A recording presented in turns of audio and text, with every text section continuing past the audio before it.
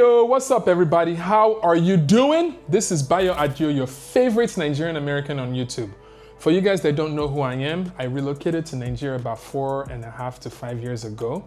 And I currently engage myself in real estate, farming, investment opportunities, and just general lifestyle in Nigeria. And I share my journey on this YouTube for the people that are wanting to relocate back, invest in Nigeria, or just kind of like visit or kind of get to know a little bit more about Nigeria. So that's mainly what I talk about. So today, I wanted to share something very cool. I did something cool. I set up a secret meeting, a secret get together. You know what? I just decided, you know what? Let me just invite a few diasporans that are living in Nigeria. And then I also had a little bit of mix of everyone to just kind of have a small get together. I know a few people have brought up the idea to me, but I've just been always so busy. But I was like, you know what? Let me just take this opportunity to invite everyone in for like an intimate kind of like meeting, not at a restaurant, not at a bar, just like in a nice house where we kind of like cook and we talk and we get together. And it was so refreshing, so refreshing. So in my daily movement and in my interactions, I'm mainly with like Nigerians and other people. I haven't had a lot of like close engagement and conversations with like a group of diasporans. Usually I'll meet people in a restaurant or out on the go, or people would take me to lunch. But it was good to get this core niche of people together.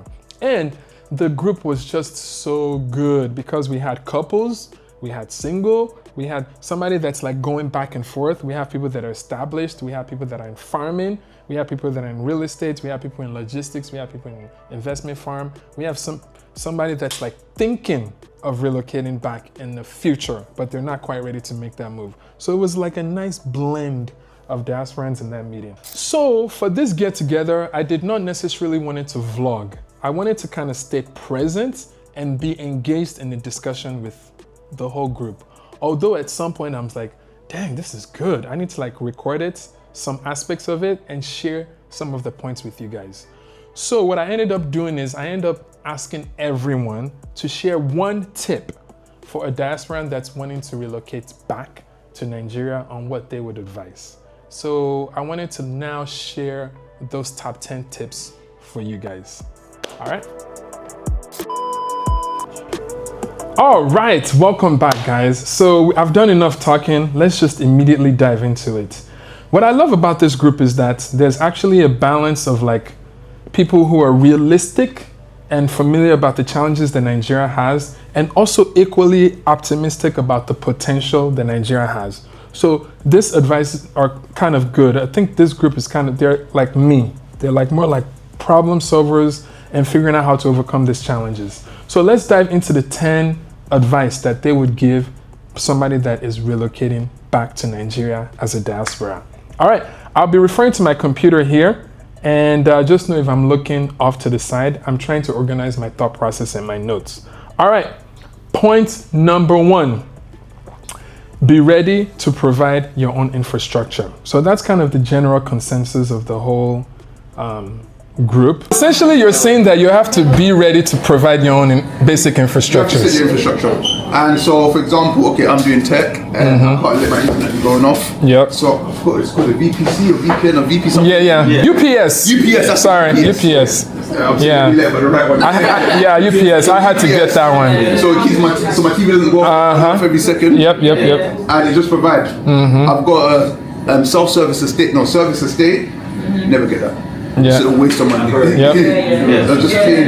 Now you're complaining about band aid. Please give me band aid. Oh my god. Again, if you guys have watched my videos, a lot of these points you would have like definitely be familiar with, and kind of sharing my own challenges in Nigeria and how I'm overcoming them.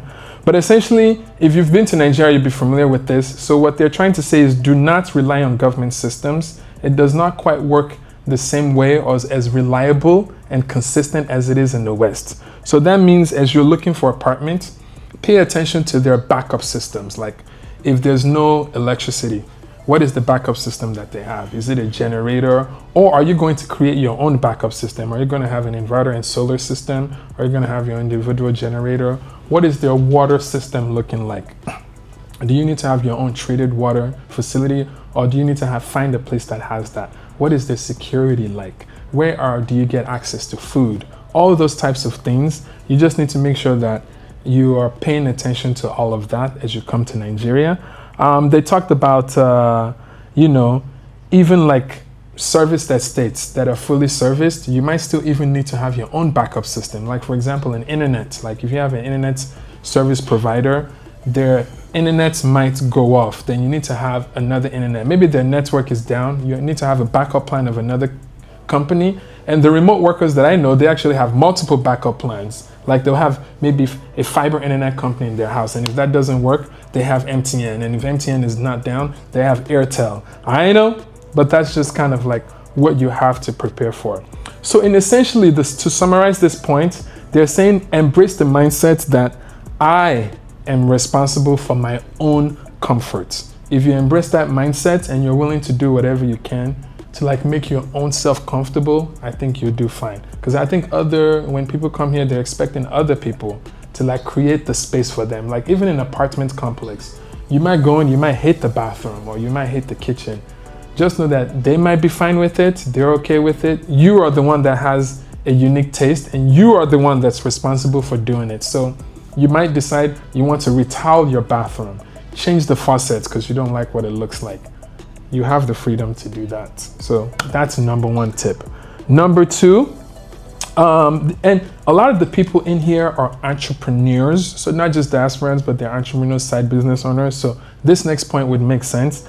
They made the point that if you're coming here, you have a focus, you have like a goal and impact that you're trying to make. Try to outsource as much small tasks as much as possible, taking advantage of like getting affordable help that you can even pay twice or 3 times maybe what like an average one is making to get like a top quality person that can provide what you want to your standards. There's someone to wash my car because I'm so lazy. I hate driving to the car wash. And the price in the UK, I don't know, 20-30 pounds to wash my car. Yeah.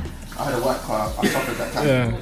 So I don't do anything. I just wake up in the morning, 3 days a week, my car's being washed. I made an agreement with the security. Yep. So all these little things helps. really taken care of. So then You can focus on the big picture. productive on the big things. Mm-hmm. Like even I'm actually so lazy that when I'm applying for jobs, I've been paying someone to do that.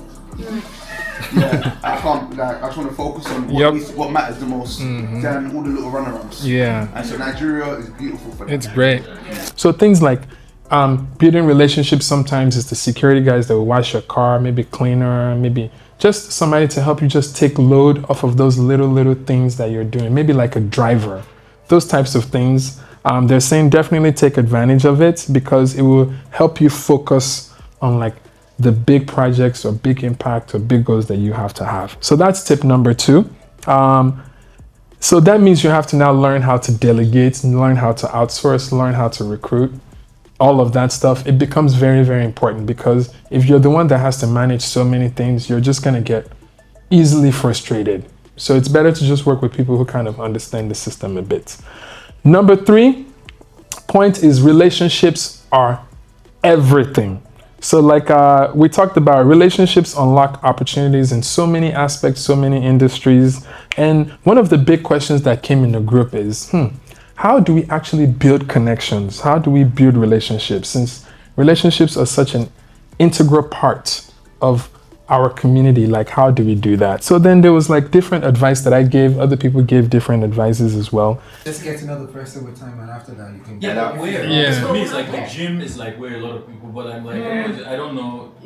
But even gym is too slow because gym you can do it in isolation. Yeah. But if you do team sports, Yes. then it forces you to communicate.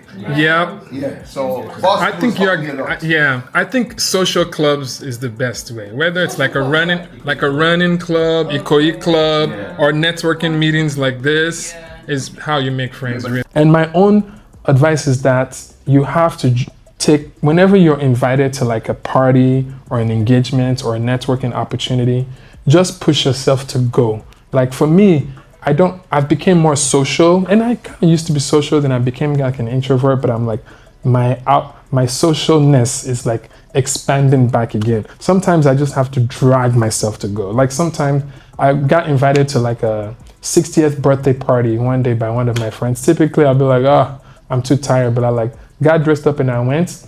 And just the different people that I was being introduced to, like, oh, here's the CEO of this estate, or she is this and that. This is that person that heads this and that. And you're just like, oh, crap. Again, that's how networking works. But also, I tell people that you don't have to like really start so big. You just start with one person, and then maybe that one person you're like, hey, I'm looking to do this. So, and that one person might know another person that knows another person. And before you know it, you'll be slowly building your network. And just know that relationships, not all are going to be positive. You're going to have some like referrals or somebody that you work with that you're like, I'll never work with that person again. And then you have some that you're like, wow, this is like perfect. So you're also over time going to learn to filter who's who.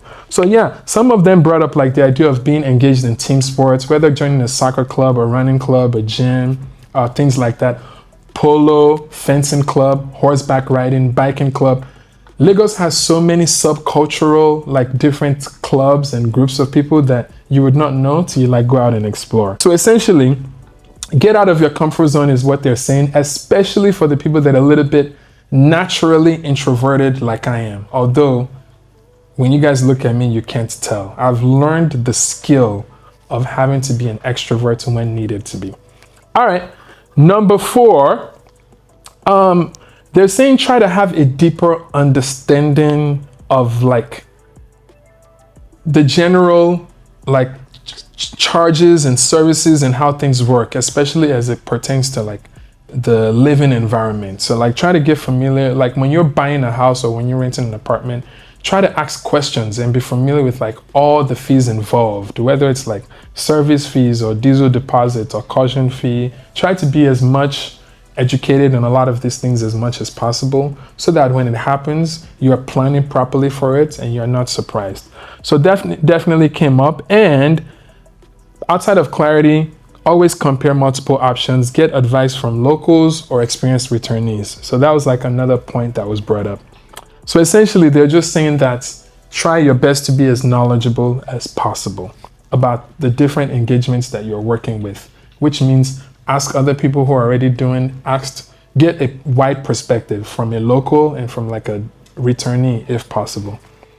All right, number 5, the advice is that you have to adapt to the local rhythm of Nigeria. So which means Nigeria rewards action and flexibility. So that means things may not be as organized as you're used to in the West, but if you move fast, you get results. And then moving fast means doing things a little bit differently, like working on building relationships, paying in advance for things that you want done properly. Also, definitely doing a good job of like taking the time to vet people as well. So, and paying attention to referrals and all of those types of things. So again, essentially what they're trying to say is that do not wait for everything to work perfectly like it would in the West. You have to take a proactive action in getting things to work if you want to move fast. So that means you need to be present, you need to do a lot more follow-up, and you need to stay on top of things. But if you're just like, I've done this, I will just wait because it's their job. They're supposed to like get this to me in 2 weeks. You might be waiting forever. So it requires a proactive effort. All right. Number 6, this was kind of interesting tip. What they were trying to say is that in the West, typically, when you go to like a restaurant or any type of those types of things, and the tipping culture is that you tip afterwards if you get a good service. So like if you don't have a bad service, then you don't tip. Then if you have a good service, you would tip. That's the general culture in the West. And some people don't even tip at all, depending on like which country you go to. I know like when I travel to Europe, tipping is not really like a culture in some countries. And then in places like US, tipping is like a strong culture. They almost expect it. But in Nigeria, what this guy was offering is that if you want to guarantee an exceptional service and great service, it's best to prepay your tip ahead of time instead of afterwards. Because afterwards, you now run the risk of them not getting you good service. So if you want to guarantee good service, pre-tip. That's So good. really, you have to, Prepay. I give an example of Uber driver in US earlier. I've seen videos of people breaking people's stuff because they didn't get tipped. Yeah. You know, so yeah, and I've seen drivers that won't even take a trip because there's no tip on it. Yeah. So Nigeria, you gotta understand that, you know, they're just smart. They know they have to get their money off front. Yeah. And, And it's because of trauma, they have bad experiences. And every time, really, if you pay upfront, most of the time it works. They'll do Oh my well. gosh, It and works. so fast. It works. Which then goes against what he's saying. Like everywhere else in the world, if you want to tip someone at least, it's after the service. Yeah. Whereas in Nigeria, if you want to get good service, You tip first. Otherwise, you ain't gonna get it. So for the purpose of someone That's that's just good. moving here, for them to move a lot faster, Yeah. you have to understand that. Yeah. You know, because if not, I mean, things that should take you like a day or 2 days, if you try to stick with that 3 months. culture, Mentality. I mean, I 3 I months. don't even want to give an example. I'll hear a story of we went to a place, we were trying to get some stuff done, and it took a day. I started the process like 8 months ago. I'm like, Dang. and she's just getting to the line. So I mean, that's just to tell you that, you know, it works. That was kind of like a unique way of thinking that goes against the grain of people that are coming from the West. Again, it's either you want to adapt or you don't want to. But yeah, so that was a kind of cool. And again, this was a conversation. So we talked a lot about the psychology of like a typical Nigerian, built around like, sometimes they don't trust like who they're giving the service to tip at the end, or people sometimes abuse them. So it's more like they respond well to like, this person is intentional about wanting to make sure he has a good service and he's going to reward me for it. He's rewarding me for it ahead of time. Does this always work 100% of the time? I won't say yes, but at least it helps you it helps you step into the right direction. So yeah, so if you wait till after, you might get delayed or get no service at all. That is just the culture here. A lot of these things, this is not a video to kind of dispute if it's good or bad or appropriate. Again, this video is just sharing what the reality is for you guys that are coming here. How to change the system and the structure, is it bad or good? It's like a whole nother conversation. But again, this video is to share reality and how to kind of help overcome the shock and cultural factor when you come to Nigeria. All right, number 7, they're saying that return prepared and not naive. So what they're trying to say is that planning ahead is crucial in terms of like, and I can tell when I travel to US, I rarely have to do any planning of a lot of things because I just know that things just work. Like I know when I get to the airport, I can almost like time like exactly when I would exit the airport, where someone is picking me up. When I order an Uber, I can almost guarantee that the Uber would be there almost. I can almost guarantee that when I go to a grocery store, here's what's going to happen. When I go to the DMV to renew my license, everything is just a little bit more automated and systemic. So like you can wing some things. You can like go out, maybe there's no heavy traffic where you're at. You can easily like go to this place, have lunch, go back to work. In Nigeria, you need a lot more planning to be effective. So yeah, definitely plan for like delays, which is something that I've learned. Something maybe that's supposed to take 2 months might take 8 months or a year, you know, especially if you're new. So plan ahead, documentations, and follow up consistently on the things that you need. Nigeria requires proactive living, not reactive waiting. All right. Another thing is that if you are here, be ready to work on your communication and leadership skills. So Nigeria is a place that, again, in this conversation, if I'm summarizing it, what these guys are saying is that Nigeria is a place that helps you build resilience and also helps you become more outspoken and really use your voice. So you're going to grow tougher, you're going to grow more assertive, and you're going to grow more resourceful and creative. This is like one of the biggest positive change for me is I'm a lot more resourceful than I was when I got here. And I'm a lot more creative. It's like it pulls it out of me. Like I'm realizing my potential and other skills that I've never had before because I'm in an environment where I'm having to use it. So a lot of people in the group shared that they've become more confident over time, more outspoken. So yeah, it brought out a lot of leadership skills and communication skills that they did not have to use abroad. They're now like in a situation where they have to use it. So this is why this group is kind of cool. When you're with the right person who understands the challenges, but is also like they think a little bit differently. What these people are also thinking of, like how the environment has helped them grow individually for their own personal growth on the things that they've had to neglect and not really had to work on. Like now, even when you have this skill that you've developed, you can now go anywhere in the world and like use all the skills that you've developed that you didn't have time to develop before. So that was also good. Number 9, this kind of mirrors the same thing that we talked about. I kind of hinted about earlier, is that take initiative and show up. So that means push yourself to go to get-togethers, go to meetings, like the ones in this video where we all got together. We all literally expanded our network.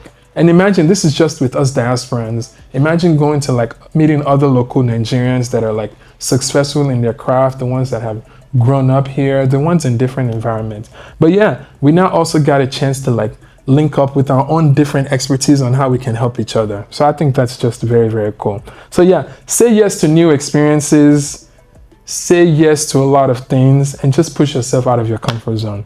And your community would grow with consistency. And also sow a lot of seeds, you know? I know sometimes we always worry about people taking advantage of us. You'll be able to discern it ahead of time. And what I do is I'm always willing to help someone at least once. But over time, you can tell if somebody's taking advantage of not. But help people if you have the capacity to help. But don't help people with the expectation that you want something back. Just help them because you have the capacity and you want to.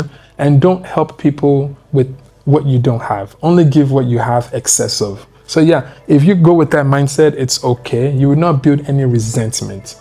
And what you're doing is you're sowing seeds, because you never know who you might need one day, or you might need them for something. You just never know. So it's always good to put goodwill out and give when you can. All right. And then lastly, it's visit first, test the waters before committing fully. And I think a lot of people that are like me, who has had longevity in relocating back. I watch a lot of vlogs of people, whether they like relocated to Ghana or Kenya or Nigeria. And a lot of people, you guys are getting exposure into the people that have persevered and stayed longer and have established themselves, and we figure out how to move and shake. And we just had the mindset that by fire, by force, we're going to figure out how to coexist and survive in this environment. But a lot of people have also made that move and did not necessarily succeed and had to relocate back. And some people, they kind of relocate back, they test the waters, they're not successful, and they're just going back temporarily to like regather themselves to come back. And that is totally okay as well. So yeah, again, but ideally you want to visit first. Like visit first for like 1 or 2 months, 3 months. Almost everybody in this group have kind of done that, which is kind of interesting. And visiting is just for you to be familiar with the territory. Like, do you love it? How do you feel when you're here? Are you happy? Are you frustrated but still optimistic? Is your frustration coming from like your personality just cannot deal? Or are you one that like, man, this is crazy, but I can adapt, like I can survive here. I like my lifestyle, and there's an opportunity here, and there's an ability for me to make a lot of impact here. So the more of like the stronger whys that you have, you would learn that in that like 1 to 2 months. And one thing to add to this, Nigeria doesn't really get, there's this zone, right? I think if you're like coming for vacation for like 2 weeks and you have all this like savings or credit cards or whatever that you've brought, you can easily like buy your way out of things. You can have a great life, you can enjoy, you can have beach, dirty December, you can party, you can have fun. Nigeria is just wonderful, it's amazing. But there's this period of time where like if you're thinking long term, it's not sustainable to live like that. So reality now set in. So I think to really understand, like actually to get the bigger benefits of being in here, I think you need to go through like a growth stage.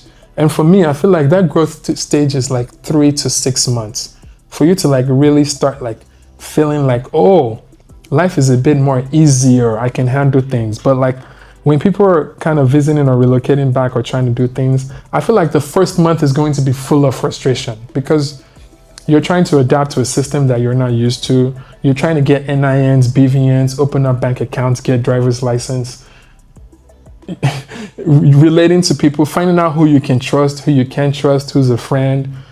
Being so afraid of like being scammed. You don't know how much things cost, to like getting used to people's driving. So it's just a lot of frustration for like that first month. But there is a period of time where like none of that affects you anymore. It's either you adapt or you know how to overcome it. And like when you get to that stage, Nigeria is just like smooth. Like everything is just smooth. Like you can wake up and like everything is just smooth. And you only have to deal with those frustrations every once in a while. So yeah, so for you guys that coming back or visiting and you're frustrated, just know that it's normal part of the process. It's because you have not fully adapted to the culture of the way that things are at. So yeah, so definitely visit, learn about the locals, start building relationships before you visit. This makes the transition so much smoother. And also another bonus thing that I did not talk about here that I wrote a note on is that if you guys are getting advice from people, Nigerians are the worst people. Nigerians are the worst. Let me even rephrase that sentence. Nigerians are the worst PR for Nigeria. So my friend is Ethiopian. His missus is like, he's talking about coming to Nigeria, and he was like, why on earth would you do that? You heard how bad the country is. So all my friends there, well, I've spoken to 3-4 different Nigerians, and they've all said, when he spoke to his dad, he's like, why on earth would you do that? I've spoken to how many Nigerians, and they say how bad it is. So the worst PR for Nigerians are Nigerians. I agree, 100%. Yeah. No, it's Nigerians in Nigeria. It's both of them. There's I don't know why. The ones that left because of trauma, they will have that. When I left, so because the majority of our market is like when I was at the bank, like in private banking where I was working, that's where I started meeting like all these successful doctors and others. They've been in Canada for like maybe 30-40 years. They have successful practices, and so part of why the market I see is like they want to build here the trust factor. So we manage some of their properties there, and they're like, okay, we know who you guys are. Come and do the same here. And you know, you're talking to them, and some of them, they're saying, when I left, I'm like, sorry, you left under Abacha. Babangida. You left. Like that was like an actual oppressive regime at that point. So if that's the same image that you're trying to, so the average person that talks to a Nigerian is like, you can't be telling them Nigeria of 1999, the US, UK, they're not the same. They're not the same as they are right now. Some guy was shocked, and I was like, oh, in Nigeria here we have, it was, I think, Paystack. Oh, yeah. And we're doing some transactions, and you know, the one that we sent to Nigeria went like that. Quickly. The one to the States was going to take like 3 or 4 years. The guy went and did his research and said, yo, I found out Paystack is Nigerian. I'm like, welcome to the new day. So just know that the average person, whether here or abroad, depending on how long they left Nigeria, just know that most of these people have trauma. They've had some serious bad experiences. There's a reason why they left. So like when you're asking someone like that, they're going to like dump on you their own fears, their own insecurities, their own challenges. Like really, by the time they describe Nigeria to you, you're gonna be like, that's not a country that I'm never gonna go to. And it could be your close ones. They'll be shocked that, you want to go to where people are doing these things, or you might get kidnapped or whatever. There's a lot of fear. So I think ideally you want to listen to people who have that balance of not like over romanticizing Nigeria, but kind of sharing the realistic challenges, but also sharing like the positive aspects too, because there's always a positive and negative in any environment. It doesn't matter what country you go to. So you just have to figure out which one are you willing to deal with. So yeah, ideally you want to listen to the people either that are here and that are doing fine here. They are perfect. They would share like how they're doing well, how they're surviving, how they're thriving. They will also be willing to share like experiences that you need to be aware of and how to overcome them.